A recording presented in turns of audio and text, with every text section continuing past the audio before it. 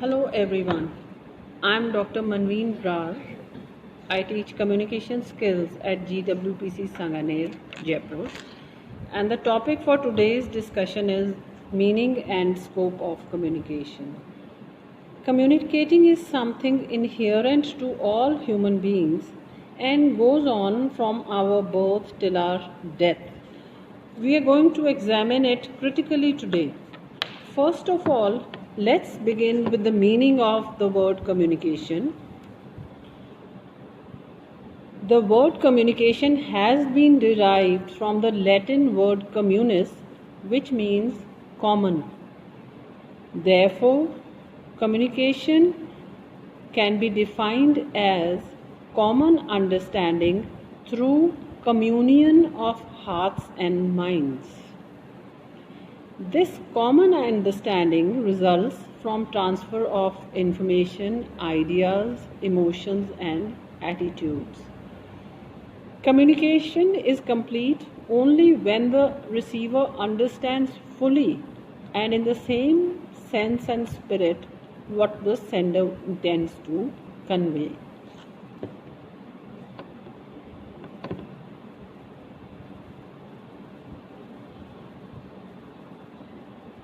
Two very famous definitions of communication are given here.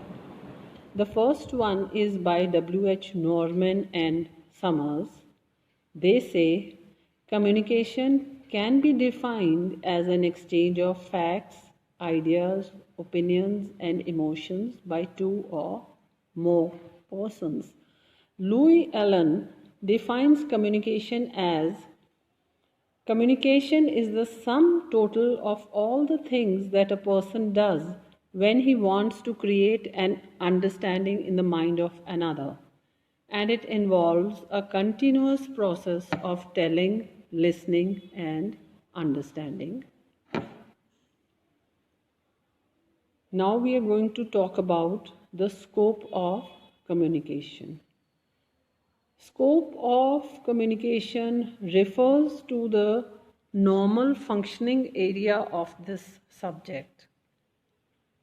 Since communication is essential in every sphere of human life, its scope is wide and all-pervasive. Communication, as I told you earlier, is an ongoing process. From birth to death, human beings are communicating by speaking, by writing, gestures, body language. Even silence conveys a lot of meaning. You must have noticed that even a newborn baby is able to communicate his message about whether he is hungry, wants to sleep, happy. He is able to communicate all this even before he learns to speak a language. So we can say that it is a lifelong process. Communication is a two-way traffic. It is not complete unless the receiver understands the message and conveys his feedback, which could again be just a nod of his head, his facial expression, or movement of his eyes to show whether he has understood the message or not. Perception plays a very dominant role in the communication process. Human perception is the process of interpreting and giving meaning to the symbols or signs received through the five sense organs: seeing, hearing, smelling, tasting, and touching. These are the five sensory sensations through the five sense organs, which are carried to the brain, and the brain does the processing. And after processing, what we get is perception. So perception plays a very dominant role in communication. All living beings of the universe communicate. It is a universal process. Plants, birds, animals have their own symbols and systems which are understood only by other members of their species. Human beings, as well as other living beings, use communication as a social process. It allows us to connect with other human beings, and through communication we can satisfy our basic needs and desires through oral exchange, through written communication, and through non-verbal communication. If we look at the business point of view, effective communication is very significant for managers in every organization. It is communication which facilitates the basic functions of management: planning, organizing, leading, and controlling are all carried out through communication.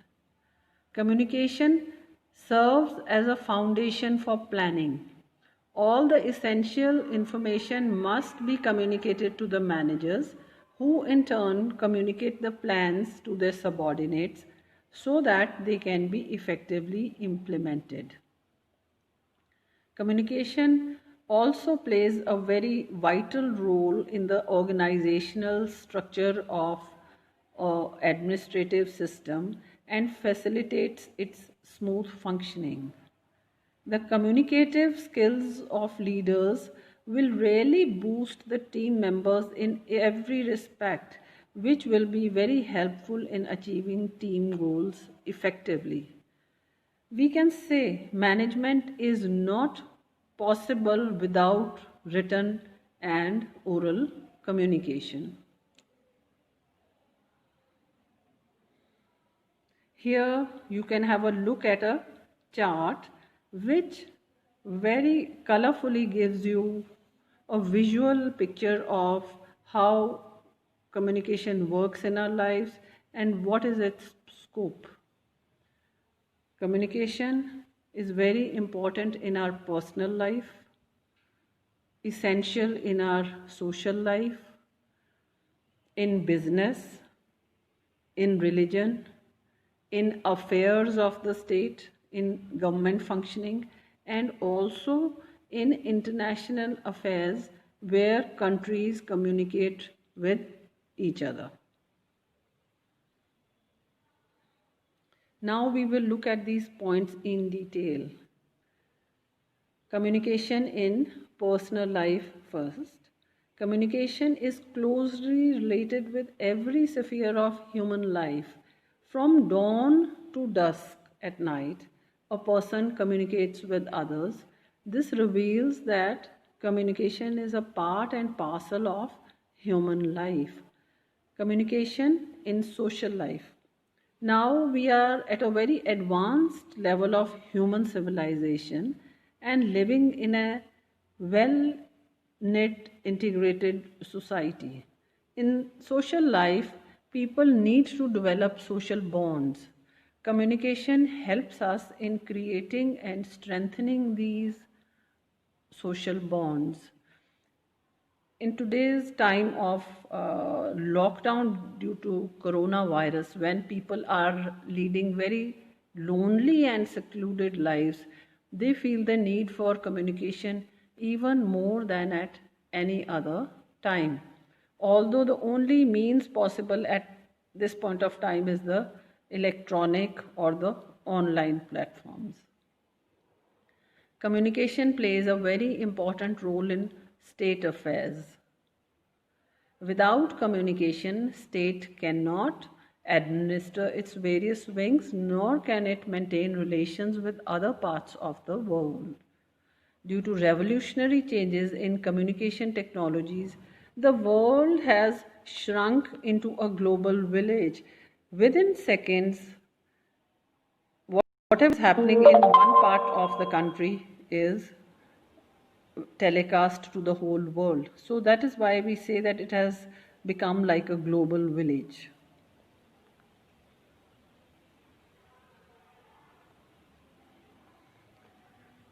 Business communication has played a vital role in the social freedom of human beings. Business communication plays a major role in performing the activities of different ministries, departments, divisions, and offices of the state. Communication in international affairs. As a field of study, international communication is a branch of communication studies concerned with the scope of government to government communication, business to business communication, and people to people communication, which are carried out at a global level. Our cultural meetings, our sports events all contribute to communication at the international level. Communication in religion. Perhaps you have noticed that communication is also present in preaching, spreading, and circulation of various religious doctrines. Prophets and saints have preached the verses of God Almighty to their followers, and even now, many religious thinkers are performing the duty of preaching and circulating religious verses. Conclusion. To conclude, we can say that if we look at it practically, then in any organization, whether it's a government organization or it's a business organization, managers practically devote approximately 6 hours per day to just communicate. They spend a great deal of time on face-to-face or telephonic communication with their superiors, subordinates, colleagues, customers, or suppliers.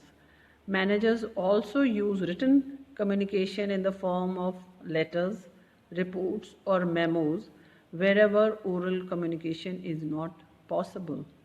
Thus, we can say that effective communication is the building block of a successful organization. In other words, communication acts as organizational blood which keeps the whole body together and functioning. All managers and employees need to be aware of how communication skills can be used in order to provide the best working environment and how the progress of an organization can be improved with better communication skills. Thank you.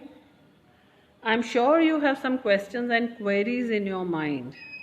You can email me at chandigarh233@gmail.com for any further queries or comments. Thank you so much.